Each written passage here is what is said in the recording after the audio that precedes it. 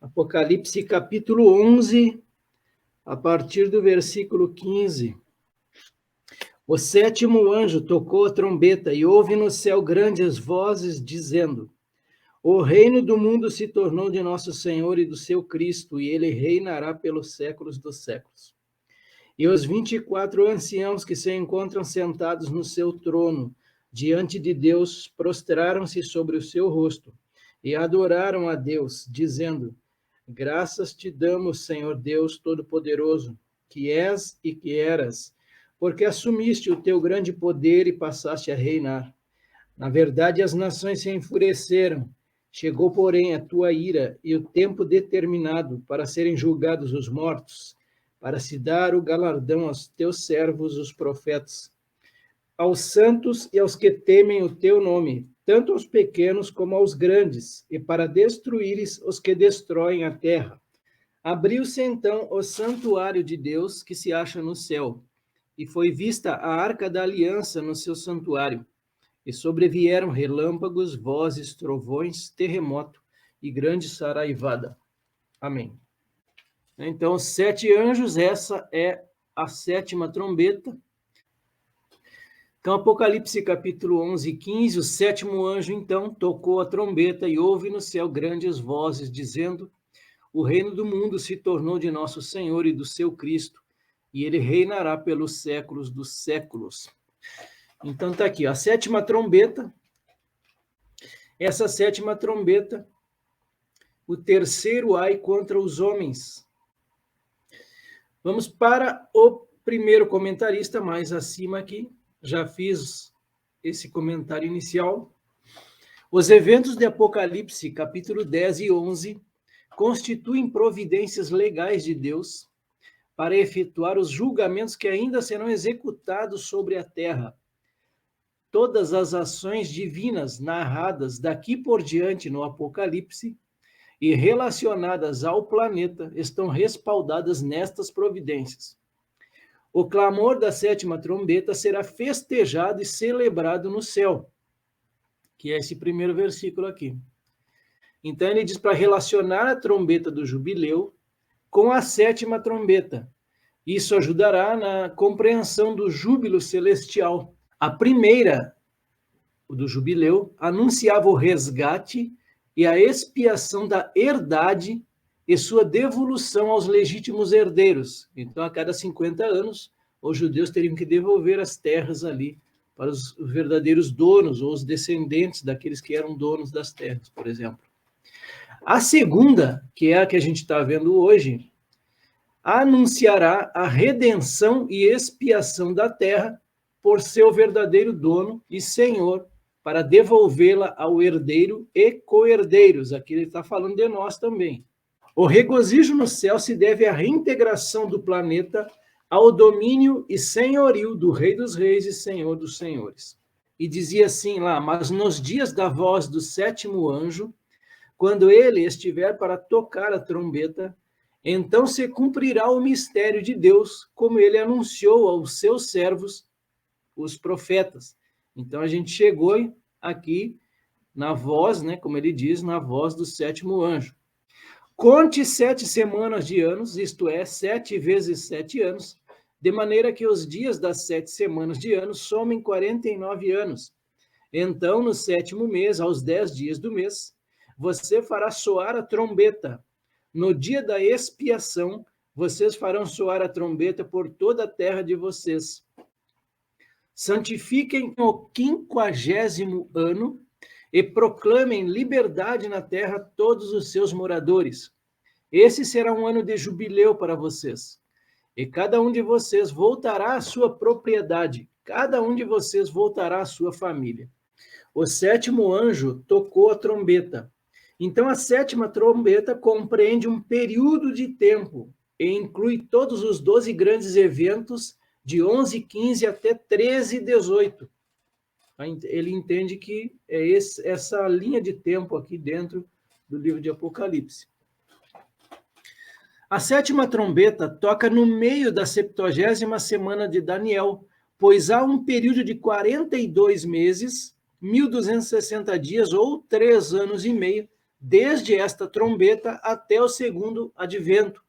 Então, essa sétima trombeta, ela deixa bem clara em que momento da história ali, dentro da 70ª semana, ela se encontra.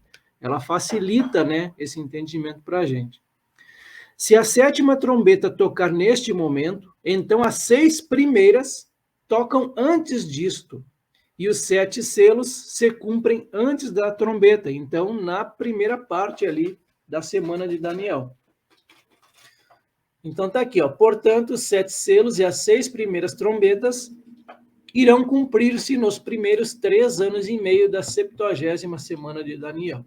O Senhor reinará por todo sempre, lá em Êxodo 15, 18. Salmo 22, Salmo de Davi. Pois do Senhor é o reino, é Ele quem governa as nações. Salmo 89. A sua posteridade durará para sempre, e o seu trono como o sol perante mim. Ele será estabelecido para sempre, como a lua e fiel como a testemunha no espaço. Aí tem outras referências também a respeito do reinado de Cristo. Inclusive nessa página aqui a gente vai ler mais alguns. Vamos prosseguir aqui com o comentarista, é o mesmo da página anterior, ele termina aqui. Os reinos do mundo. Este anúncio é feito aqui, mas o real cumprimento não se dará até que passem 3 anos e meio. A expulsão de Satanás do céu sob a 7ª trombeta permite que Deus assuma os governos deste mundo, no momento em que havia planejado fazê-lo, ou seja, no segundo advento. E o 7º anjo tocou a sua trombeta, marca o início dos últimos 3 anos e meio da grande tribulação. Esse comentarista, ele concorda com o anterior. Ele reinará para todo sempre. Isto é dito em antecipação e acontecerá definitivamente no final desse período de 3 anos e meio, na segunda vinda do Senhor. Também ele concorda com o comentário anterior. Para este outro, a 7ª trombeta marca a vinda do fim e encerra o parêntese que tem início em Apocalipse 10:1. O conteúdo dessa trombeta consiste nos 7 flagelos do capítulo 16. É o entendimento deste autor aqui. Cristo reinando, Daniel 2:44. Mas nos dias destes reis, o Deus do céu suscitará um reino que não será jamais destruído. Este reino não passará a outro povo, esmiuçará e consumirá todos estes reinos, mas ele mesmo subsistirá para sempre. Zacarias 14:9, o Senhor será rei sobre toda a terra. Então, para quem acha que Jesus não governará na terra, aqui Zacarias está deixando bem claro isso. O milênio será aqui na terra. É literal esse reinado milenial de Cristo. Naquele dia, um só será o Senhor e um só será o seu nome. Lá em Lucas capítulo 1, versículo 32 e 33, é predito o reinado de Cristo pelo anjo Gabriel. Gabriel vai dizer sobre esse reinado aqui. Este será grande e será chamado Filho do Altíssimo, se referindo a Jesus. Deus, o Senhor, lhe dará o trono de Davi, seu pai. Ele reinará para sempre sobre a casa de Jacó, e o seu reinado não terá fim. Apocalipse 11, 16 e 17. E os 24 anciãos que se encontram sentados no seu trono, diante de Deus, prostraram-se sobre o seu rosto e adoraram a Deus, dizendo: Graças te damos, Senhor, Deus Todo-Poderoso, que és e que eras, porque assumiste o teu grande poder e passaste a reinar.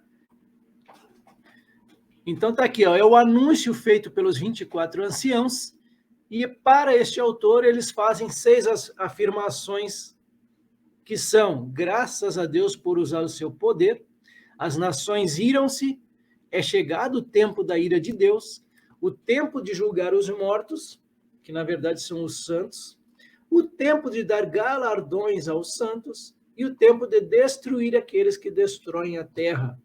Para ele, esses anciãos são seres humanos, possivelmente alguns dos profetas e apóstolos da Bíblia, e representam a integridade do plano de Deus quanto à redenção. As graças a Deus, deixo registrado aqui apenas, Na verdade, as nações se enfureceram. Chegou, porém, a tua ira e o tempo determinado para serem julgados os mortos, para se dar o galardão aos teus servos, os profetas, aos santos e aos que temem o teu nome, tanto aos pequenos como aos grandes, e para destruíres os que destroem a terra. E iraram-se as nações. Eu trouxe aqui 2 textos somente, começando com o Salmo 2. Por que se enfurecem os gentios e os povos imaginam coisas vãs? Os reis da terra se levantam e os príncipes conspiram contra o Senhor e contra o seu ungido, dizendo: rompamos os seus laços e sacudamos de nós as suas algemas. E lá em João, capítulo 7, a gente vai entender um pouquinho disso, o porquê disso. Não pode o mundo odiar-vos, mas a mim me odeia. O próprio Senhor Jesus está dizendo. E por que o mundo odeia Jesus? Porque eu dou testemunho a seu respeito de que as suas obras são más. Veio a tua ira, mais à esquerda aqui, esse próximo comentarista, tem a ver com a vinda da batalha do Armagedon, para ele aqui, né, naturalmente. Então, para que sejam julgados, refere-se à vinda do tribunal de Cristo, não ao julgamento do trono branco. Esse julgamento do trono branco vai ser no final do milênio. Tá? Então, ele está se referindo ao tribunal de Cristo. A esse tribunal de Cristo, ele é para prêmio, para premiar, para galardoar, né, para julgar as obras dos santos, dos cristãos. A gente vai separar um tempo também para deixar gravado aqui no nosso estudo sobre o galardão. Tempo de destruíres, mais uma vez fala da batalha do Armagedon, na qual Cristo se envolverá na segunda vinda. Falando um pouquinho da ira de Deus, para quem acha que Deus não se ira, né, que Deus é só amor, ele é também, mas ele tem a ira derramada sobre os rebeldes da terra. O Salmo 110 deixa claro isso: o Senhor à tua direita, no dia da sua ira, esmagará os reis. Ele julga entre as nações, enche-as de cadáveres, esmagará cabeças por toda a terra. Eu deixo um texto de Isaías também, capítulo 34, porque a indignação do Senhor está contra as nações, e o seu furor contra todo o exército delas. Ele as destinou para a destruição e as entregou à matança. Sobre a ira de Deus também, vou deixar o primeiro spoiler da noite, aqui já dentro das 7 taças. Vi no céu outro sinal grande e maravilhoso, 7 anjos que tinham os 7 últimos flagelos, pois com estes se consumou a ira de Deus. Aqui falando do galardão, e aqui em Mateus 16, 27... porque o Filho do Homem há de vir na glória de seu Pai, com os seus anjos, e então retribuirá a cada um conforme as suas obras. E aqui fala do julgamento das nações, em Mateus 25, 46, e estes, ele se refere aos bodes, ali nesse contexto de Mateus, e estes irão para o castigo eterno, porém os justos, que são chamados de ovelhas aqui no contexto, irão para a vida eterna. Ainda sobre o galardão, 1 Coríntios capítulo 3, porque ninguém pode lançar outro fundamento além do que foi posto, o qual é Jesus Cristo. Então, Jesus é o fundamento. E se o que alguém edifica sobre o fundamento é ouro, prata, pedras preciosas, madeira, feno ou palha, a obra de cada um se tornará manifesta, pois o dia a demonstrará, porque será revelada pelo fogo, e o fogo provará qual é a obra de cada um.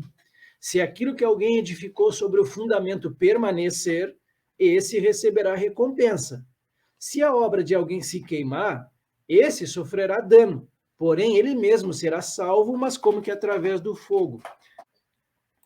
2 Tessalonicenses, capítulo 1, pois de fato é justo para com Deus que ele retribua com tribulação aos que causam tribulação a vocês, e que dê a vocês, que estão sendo atribulados, alívio, juntamente conosco, quando do céu se manifestar o Senhor Jesus, com os anjos do seu poder, em chama de fogo, tomando vingança contra os que não conhecem a Deus e contra os que não obedecem ao evangelho de nosso Senhor Jesus.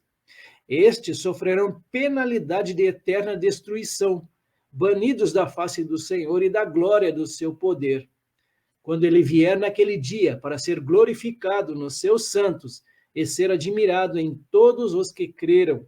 Isto inclui vocês que creram em nosso testemunho. Apocalipse 22, versículo 12. Eis que venho sem demora, e comigo está a recompensa que tenho para dar a cada um segundo as suas obras. Tempo de destruíres os que destroem a terra. Salmo 21. Tu os farás como uma fornalha ardente quando te manifestares. O Senhor, na sua indignação, os consumirá. O fogo os devorará. Destruirás da terra a sua posteridade e a sua descendência de entre os filhos dos homens. E aqui, falando um pouquinho da batalha em Armagedon, ou lá em Meguido, Apocalipse 19. E vi a besta e os reis da terra com os seus exércitos reunidos para fazer guerra contra aquele que estava montado no cavalo e contra o seu exército. Mas a besta foi presa, e com ela foi preso o falso profeta, que com os sinais feitos diante da besta, seduziu aqueles que receberam a marca da besta e eram os adoradores da sua imagem. Os dois foram lançados vivos dentro do lago de fogo que queima com enxofre. Os outros foram mortos com a espada que saía da boca daquele que estava montado no cavalo. E todas as aves se fartaram das suas carnes. Então, aqui um mega spoiler também. A questão da marca da besta, a gente vai ver no capítulo 13, logo em seguida, aí, mais algumas semanas, a gente vai estar falando sobre o anticristo aí e o falso profeta. Mais um spoiler, Apocalipse capítulo 20, aqui o julgamento do grande trono branco, aqui sim, é lá após o milênio.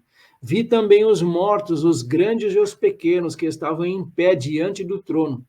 Então foram abertos livros, ainda outro livro, o livro da vida, foi aberto, e os mortos foram julgados segundo as suas obras, conforme o que estava escrito nos livros.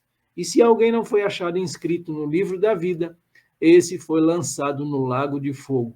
Aí chegamos no último versículo desta primeira parte. Abriu-se então o santuário de Deus que se acha no céu, e foi vista a arca da aliança no seu santuário. E sobrevieram relâmpagos, vozes, trovões, terremoto e grande saraivada. Então tá aqui, ó, o templo celestial se abre novamente. A gente viu isso lá em Apocalipse 4. Então aqui o primeiro comentário, a arca que serviu de modelo para a arca da aliança de Moisés. Aqui o templo de Deus, de algum modo, este deve ser semelhante ao templo de Salomão. Modelo. A respeito dessa arca, refere-se à arca da aliança, o que mais uma vez serviu como modelo da arca da aliança no tabernáculo e no templo na terra durante o tempo. Sobre esse santuário de Deus aqui, vejam lá, Hebreus capítulo 8 fala do modelo para o tabernáculo. Estes ministram em figura e sombra das coisas celestiais, assim como Moisés foi divinamente instruído quando estava para construir o tabernáculo. Pois Deus disse, tenha cuidado para fazer tudo de acordo com o modelo que foi mostrado a você no monte. Então, que modelo que nós chegamos à conclusão? Provavelmente seja esse modelo celestial aqui, que agora aqui é escancarado em Apocalipse, né? Hebreus capítulo 9, versículo 1 ao 5 e o 23. Ora, a primeira aliança também tinha preceitos de culto divino e o seu santuário terrestre, porque foi edificado um tabernáculo cuja parte da frente, onde estavam o candelabro, a mesa e os pães da proposição, se chama o santo lugar. Por trás do segundo véu se encontrava o tabernáculo, que se chama o Santo dos Santos, ao qual pertencia um altar de ouro para o incenso e a arca da aliança, totalmente coberta de ouro, na qual estava uma urna de ouro contendo o maná, o bordão de Arão que floresceu e as tábuas da aliança. Sobre a arca estavam os querubins de glória, que com a sua sombra cobriam o propiciatório. Mas dessas coisas não falaremos agora com mais detalhes. Aí a gente vai lá para o versículo 23. Era necessário, portanto, que as figuras das coisas que estão nos céus fossem purificadas com tais sacrifícios. Mas as próprias coisas celestiais requerem sacrifícios superiores àqueles, né? Que foi lá na época de Moisés. Abriu-se o santuário. Então, para esse autor, nesta visão simbólica, o próprio santuário celestial está aberto e nada se esconde dos olhos de João. A arca da aliança, anteriormente escondida dos homens, representa a presença de Deus e a imutabilidade de suas promessas. A respeito desses relâmpagos, vozes, trovões e terremotos e grande saraivada, lembrando sempre, né, que saraivada é chuva de pedra. Jó 38, a partir do versículo 22. Você alguma vez entrou nos depósitos da neve, ouviu os reservatórios do granizo, que eu guardo até o tempo da angústia, até o dia da batalha e da guerra? Isaías 28, 2. Eis que o Senhor vai enviar um homem valente e poderoso. Este com poder jogará tudo no chão, como chuva de pedras, como tormenta destruidora, e como tempestade de águas impetuosas que transbordam. Ainda em Isaías, capítulo 30, o Senhor fará ouvir a sua voz majestosa e fará ver o golpe do seu braço, que desce com indignação de ira, no meio de chamas devoradoras, de chuvas torrenciais, de tempestades e de granizo. Vamos usar agora Ezequiel 38. Convocarei a espada contra Gog em todos os meus montes, diz o Senhor Deus. Aqui uma referência ao anticristo, tá? A espada de cada um se voltará contra o seu próximo. Eu o castigarei com peste e derramamento de sangue. Farei cair chuva torrencial, grandes pedras de granizo, fogo e enxofre sobre ele, sobre as suas tropas e sobre os muitos povos que estiverem com ele. Tá. Pessoal, a primeira parte está completa, né, que é o finalzinho aqui do capítulo 11, né? Já o início da sétima trombeta. É um contexto aqui bem diferente, né? Como muitas vezes a gente encontra aqui em Apocalipse. Aqui praticamente os anciãos aqui estão falando, né? Eles estão dizendo alguma coisa, e João também ele vai ter a oportunidade de ver novamente o santuário de Deus se abrindo, né? E a gente finaliza, então, o capítulo 11 e parte para o capítulo 12. Apocalipse 12, versículo 1 ao 6. Viu-se grande sinal no céu, a saber, uma mulher vestida do sol com a lua debaixo dos pés e uma coroa de 12 estrelas na cabeça, que, achando-se grávida, grita com as dores de parto, sofrendo tormentos para dar à luz. Viu-se também outro sinal no céu, e eis um dragão, grande, vermelho, com 7 cabeças, 10 chifres, e nas cabeças 7 diademas. A sua cauda arrasta a terça parte das estrelas do céu, as quais lançou para a terra. E o dragão se deteve em frente da mulher que estava para dar à luz, a fim de lhe devorar o filho quando nascesse. Nasceu-lhe, pois, um filho varão, que há de reger todas as nações com cetro de ferro. E o seu filho foi arrebatado para Deus até ao seu trono. A mulher, porém, fugiu para o deserto, onde lhe havia Deus preparado lugar para que nele a sustentem durante 1260 dias. Amém. Viu-se grande sinal no céu, a saber, uma mulher vestida do sol, com a lua debaixo dos pés e uma coroa de 12 estrelas na cabeça. Um claro simbolismo aqui de alguém. Então tá lá, ó. A mulher vestida do sol, então, é a nação de Israel para esse primeiro autor aqui. E a gente vai ver que as referências ela nos direciona para isso mesmo, né? E falando em simbolismo, a gente viu isso lá em Apocalipse capítulo 1, quando ele diz as 7 estrelas são os anjos das 7 igrejas. Então, isso aqui também é um simbolismo, tá? Para ficar bem claro no nosso início de estudo aqui. A mulher vestida do sol com a lua debaixo dos pés e uma coroa de 12 estrelas na cabeça. A gente vê lá em Gênesis capítulo 37 que José ele vai ter um sonho quando ele era jovem. Ainda lá, quando ele caminhava lá em Canaã, ele falou, né, ele falava dos sonhos dele para os irmãos, para o pai dele. Né, por isso que os irmãos não gostavam muito dele. Ele diz aqui, ó, teve ainda outro sonho, e o referiu aos seus irmãos, dizendo, sonhei também que o sol, a lua e 11 estrelas se inclinavam perante mim. No caso aqui, a 12ª estrela seria ele mesmo, né, o próprio José. Isaías 54:6, porque o Senhor te chamou como a mulher desamparada e de espírito abatido, como a mulher da mocidade que fora repudiada, diz o teu Deus. Zacarias 9:16, o Senhor seu Deus naquele dia o salvará como ao rebanho do seu povo, porque eles são pedras de uma coroa e resplandecem na terra dele. Em Malaquias capítulo 4, versículo 2, mas para vós outros que temeis o meu nome, nascerá o sol da justiça, trazendo salvação nas suas asas. Também aqui o sol da justiça e seu precursor.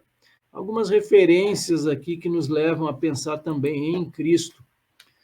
Apocalipse 12:2, essa mulher, então, vestida do sol com a lua debaixo dos pés e uma coroa de 12 estrelas na cabeça, achando-se grávida, grita com as dores de parto, sofrendo tormentos para dar à luz. Então, as dores de parto de Israel, Isaías 66, 7 e 8, antes que estivesse de parto, deu à luz, antes que lhe viessem as dores, nasceu-lhe um menino. Quem jamais ouviu tal coisa? Quem viu coisa semelhante? Pode acaso nascer uma terra num só dia? Ou nasce uma nação de uma só vez? Pois Sião, antes que lhe viessem as dores, deu à luz seus filhos, principalmente essa frase final aqui desse texto. Ó. Pois Sião, ou Israel, antes que lhe viessem as dores, deu à luz seus filhos. Jeremias 30, a proteção de Israel em meio à tribulação. Perguntai, pois, e vede se acaso um homem tem dores de parto. Por que vejo, pois, a cada homem com as mãos na cintura, como a que está dando à luz? E por que se tornaram pálidos todos os rostos? Ah, que grande é aquele dia, e não há outro semelhante. É tempo de angústia para Jacó, ele, porém, será livre dela. Naquele dia, diz o Senhor dos Exércitos, eu quebrarei o seu jugo de sobre o teu pescoço e quebrarei os teus canzis, e nunca mais estrangeiros farão escravo este povo, que servirá ao Senhor seu Deus, como também a Davi, seu rei, que lhe levantarei. Daniel 7:25, a perseguição de Israel pelo anticristo. Ele, o anticristo, falará contra o Altíssimo, oprimirá os santos do Altíssimo e tentará mudar os tempos e a lei. E os santos serão entregues nas mãos deles por um tempo, tempos e metade de um tempo. Esse é o tempo de angústia de Jacó, né? Para Jacó. Miqueias 5:3, portanto, o Senhor os entregará até o tempo em que a que está em dores tiver dado à luz. Então, o restante de seus irmãos voltará aos filhos de Israel. Aqui uma profecia bem escatológica mesmo, já dos tempos do fim ali. Ainda sobre as dores de parto, Zacarias 12, aqui sobre a salvação de Jerusalém.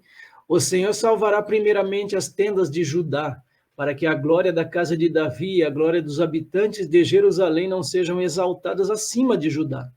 Naquele dia, o Senhor protegerá os habitantes de Jerusalém, e o mais fraco dentre eles naquele dia será como Davi, e a casa de Davi será como Deus, como o anjo do Senhor diante deles. Mateus 24:8, eu quis deixar esse texto aqui, porque ele fala o seguinte, ó, porém tudo isto é o princípio das dores.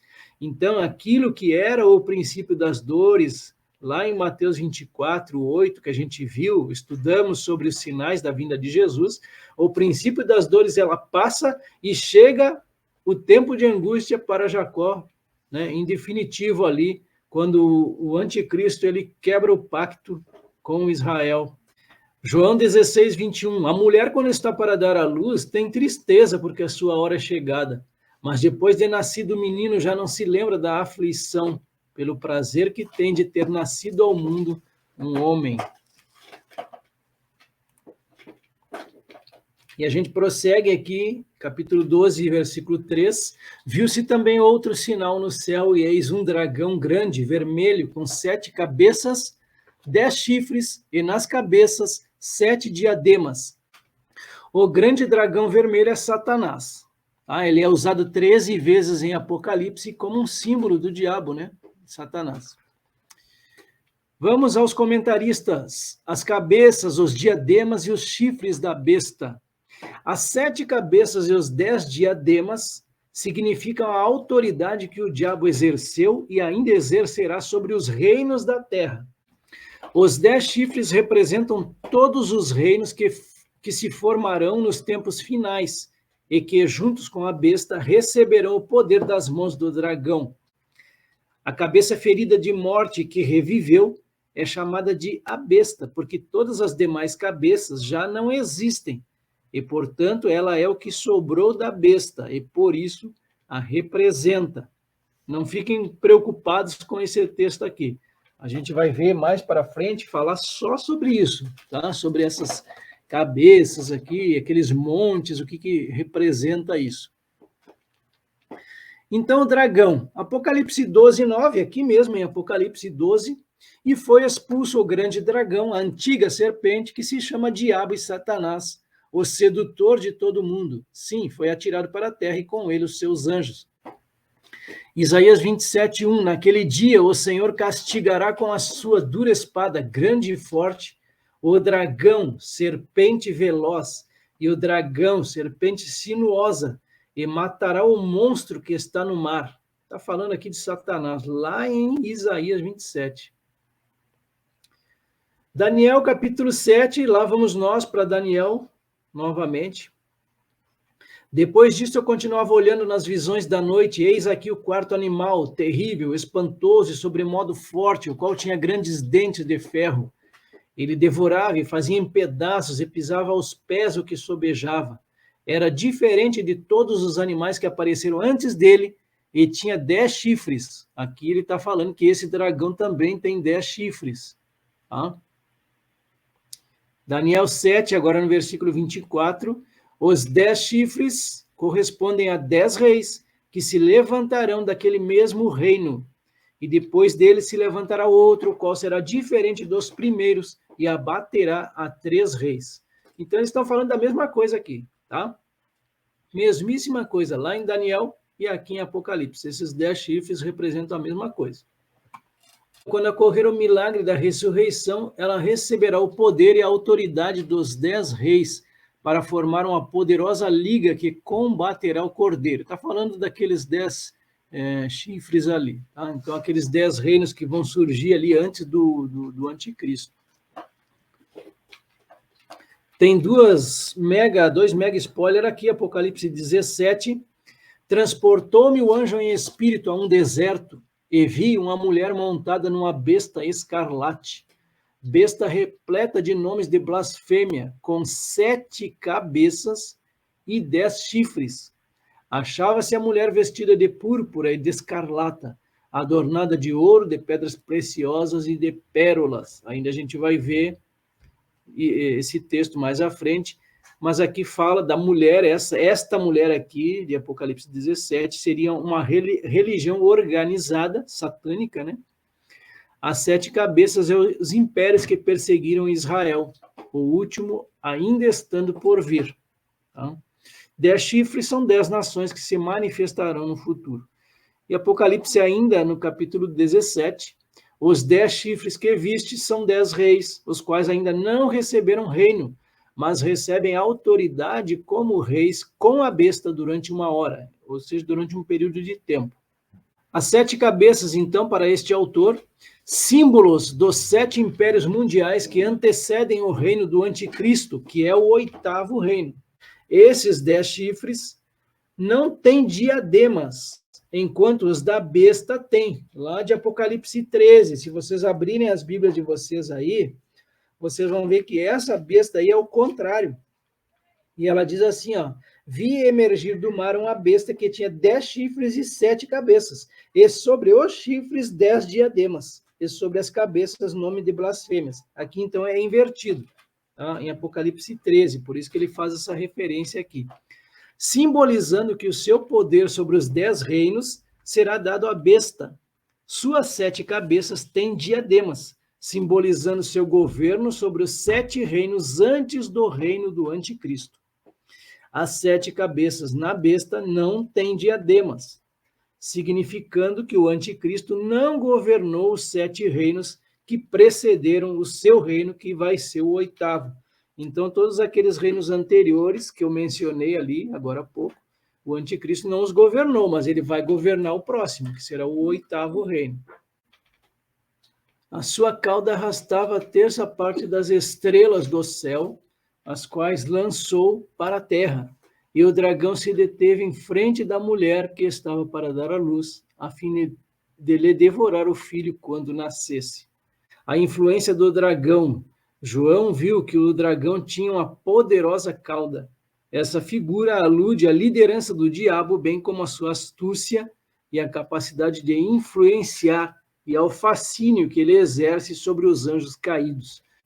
Essa terça parte aqui à direita da tela simboliza a terça parte dos anjos de Deus que se rebelou com Lúcifer e mostra quantos estarão com ele na futura batalha no céu sob a 7ª trombeta. O dragão parou diante da mulher. Este é o primeiro objetivo do dragão, destruir o filho homem assim que ele nascer. Ele não consegue fazer isto, porque Deus leva o filho homem para o céu. A gente vê lá em Êxodo, capítulo 1, o rei do Egito ordenou as parteiras hebreias, das quais uma se chamava Sifrá e outra Puá, dizendo, quando servirdes de parteiras as hebreias, examinai, se for filho, matai-o, mas se for filha, que viva. Mateus 2,16 fala algo semelhante a esse. Vendo-se iludido pelos magos, enfureceu-se Herodes grandemente e mandou matar todos os meninos de Belém e de todos os seus arredores, de 2 anos para baixo, conforme o tempo do qual com precisão se informara dos magos. E eu fecho com 1 Pedro 5,8. Sede sóbrios e vigilantes, o diabo, vosso adversário, anda em derredor como leão que ruge procurando alguém para devorar. Apocalipse 12:5, então nasceu-lhe, pois, um filho varão, que há de reger todas as nações com cetro de ferro, e o seu filho foi arrebatado para Deus até ao seu trono. Quem será esse filho homem aqui? Reger. Vamos ao primeiro. O filho homem, ou os 144.000, hão de reger as nações com vara de ferro, assim como Cristo, como os santos do Antigo Testamento, como os santos da igreja e os santos da tribulação. Esta honra terá todos os santos.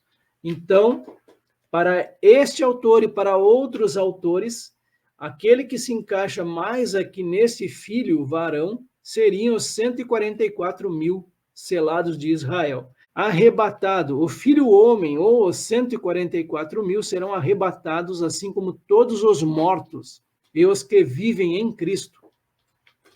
Os santos da tribulação futura e as 2 testemunhas, o filho homem referente a Jesus e o filho homem referente aos 144.000 judeus. Isaías 66, 7 e 8 é uma repetição, eu já tinha colocado anteriormente. Antes que estivesse de parto, deu à luz. Antes que lhe viessem as dores, nasceu-lhe um menino. É o mesmo texto aquele. Pois Sião, antes que lhe viessem as dores, deu à luz seus filhos. Então, a gente colocaria, então, esses seus filhos aqui, como esses 144.000 aqui, judeus. Né? Se Israel representa a mulher, o filho seria judeu também.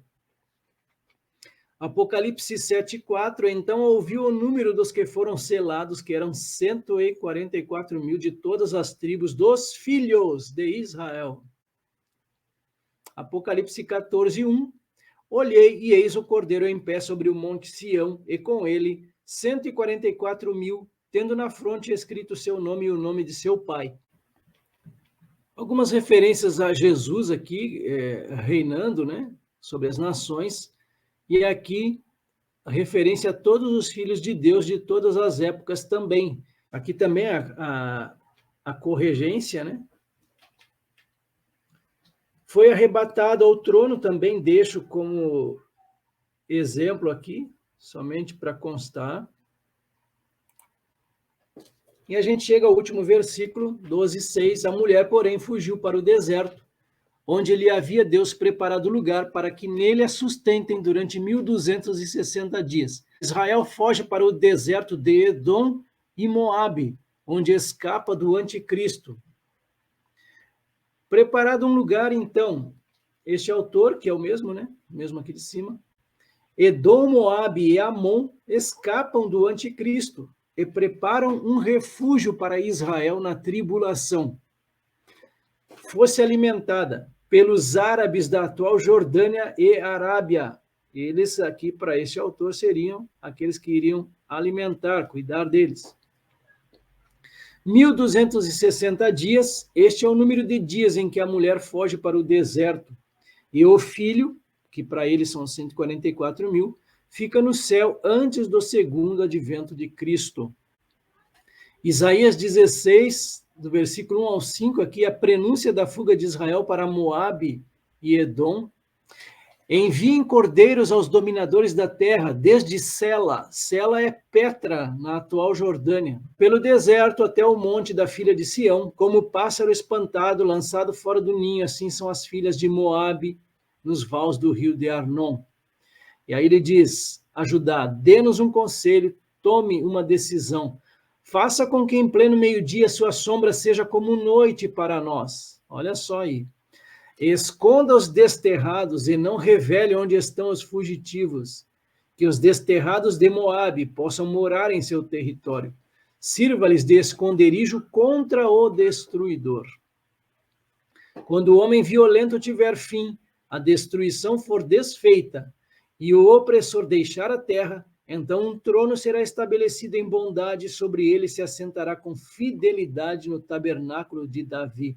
Alguém que julgue, busque o juízo e não tarde em fazer justiça. E aí Isaías 26, também sobre o prenúncio da proteção de Israel durante a grande tribulação. Meu povo, entrem nos seus quartos e tranquem as portas. Escondam-se por um momento, até que passe a ira. E lá em Daniel também faz menção a Edom e Moabe. No tempo do fim, o rei do sul lutará com ele, e o rei do norte arremeterá contra ele com carros, cavaleiros e com muitos navios, e entrará nas suas terras e as inundará, e passará. Entrará também na terra gloriosa, e muitos sucumbirão, mas do seu poder escaparão estes, Edom e Moabe, as primícias dos filhos de Amon. Está aqui, ó, o reino de Edom, reino de Moabe e o reino de Amon. Aqui fica Petra, ó, no finalzinho do mapa, aqui bem embaixo, ó, o reino de Edom, né, hoje já não é mais, logicamente, esses reinos aqui. Aqui fica a Jordânia, a Arábia também, mais para cá. Então tá aqui, ó, essa é Petra, que estão os turistas, ela está praticamente abandonada, esse lugar hoje aqui, só tem turismo, né? O pessoal vai visitar lá. Segundo consta, diz que 15% da cidade de Petra ela fica aqui, na parte de cima, e 80% dela está oculta, não se achou lugar ainda, que está para baixo da terra. Então, provavelmente aqui deva ser esse lugar, vai ser revelado então aí para Israel, para eles se protegerem do anticristo durante esse período. O tempo do fim, e haverá tempo de angústia, da qual nunca houve desde que houve nação até aquele tempo, mas naquele tempo será salvo o teu povo, todo aquele que for achado inscrito no livro. Com relação a sustentar durante esse período de 3 anos e meio, a gente vê lá, por exemplo, em 1 Reis, quando Elias é sustentado por um corvo, é sustentado por uma viúva também. O próprio Senhor Jesus, quando volta da tentação no deserto, ele é servido pelos anjos. E aqui Apocalipse 12, versículo 14, a gente vai ver aí na outra semana. E foram dadas à mulher 2 asas de grande águia, para que voasse para o deserto, ao seu lugar, onde é sustentada por um tempo e tempos, e metade de um tempo, fora da vista da serpente. Então, muitos judeus serão salvos ali, né? Serão protegidos durante a grande tribulação. O anticristo não vai encontrar eles. Essa referência aqui é a última que eu tenho dessa noite, já fecho. São algumas outras interpretações, né? A mulher e seu filho. Então, a mulher é Israel e o filho varão seria Jesus, é uma das interpretações. A mulher é a própria terra e o filho varão os santos mortos, mas ele mesmo descarta aqui, ó, o próprio texto refuta esta interpretação. Tá? Eu vou deixar para vocês lerem depois lá na apostila. E a outra interpretação dele, a mulher é a igreja visível, o varão, o filho varão, os fiéis. Então, assim, a gente chega ao final do estudo de hoje. Fechamos, então, o capítulo 11 hoje, a 7ª trombeta. Iniciamos o estudo em Apocalipse 12 sobre a mulher e dragão. Agora, terça-feira, então, a gente grava e aqueles que puderem se encontrar com a gente aqui, na terça-feira à noite, mesmo horário, 20 horas, para a gente gravar aí a segunda parte aqui do Apocalipse 12. E fechamos, então, Apocalipse 12, e dependendo do tempo, a gente já vai começar o estudo em Apocalipse capítulo 13, que fala da besta que emerge do mar. Ali nos 7 anos, né, da grande tribulação, serão 3 anos e meio, né, onde o anticristo vai se apresentar como um bonzinho, e tal, né, para enganar as pessoas, né. Tá, a dúvida. Será que Jesus já levou a igreja ali, nesse meio, no meio, ou antes? Então, aí a gente volta lá naquelas interpretações lá do início, né? A pré-tribulacionista seria a interpretação que acredito que a maioria das nossas igrejas que a gente congrega acata, né, aceita, que é a pré-tribulacionista, antes de começar a grande tribulação. Tem umas que dizem que são os mid-tribulacionistas, que são na metade da grande tribulação, eles vão ser arrebatados. E aqui talvez elas até façam menção a esses 144 mil, não sei. E tem outra linha de pensamento que diz que a igreja vai ser arrebatada só quando Jesus voltar. Então, pelo menos, eu acredito que a igreja vai ser arrebatada antes.